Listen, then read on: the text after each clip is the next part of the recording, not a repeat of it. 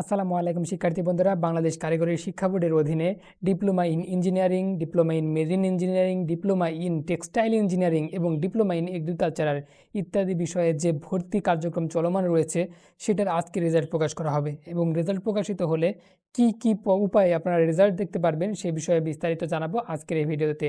তাই অবশ্যই ভিডিওর শেষ পর্যন্ত দেখবেন এবং আমাদের ইউটিউব চ্যানেলে নতুন দর্শক হয়ে থাকলে চ্যানেলটি সাবস্ক্রাইব করে দেবেন। আমরা যদি এখন কারিগরি বোর্ডের যে অফিসিয়াল নোটিশটি দেখি, সেই নোটিশটি প্রকাশ করা হয়েছে, সেই নোটিশটি দেখলে আমরা এখানে বলতে পারি যে 1/7/2024 প্রথম পর্যায়ের আবেদনের ফলাফল প্রকাশ করা হবে আজকে। প্রথম পর্যায়ের আবেদনের ফলাফল প্রকাশ করা হবে। এখন এই প্রথম পর্যায়ের আবেদন কখন ফলাফল সেটা কখন প্রকাশ করা হবে এ বিষয়ে কিন্তু এখানে কোনো সুনির্দিষ্ট তথ্য প্রদান করা হয়নি যে সকাল 8টায়, 10টায়, 12টায় এরকম কোনো নোটিশ তারা এখানে উল্লেখ করে দেয়নি।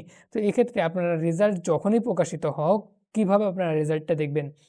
আর ম্যাক্সিমাম সময়ে বাংলাদেশ কারিগরি শিক্ষা বোর্ডের যে ভর্তি রেজাল্ট এটা কিন্তু প্রকাশিত হয় বিকেলের দিকে। তবে এবছর কী হবে বলা যাচ্ছে না।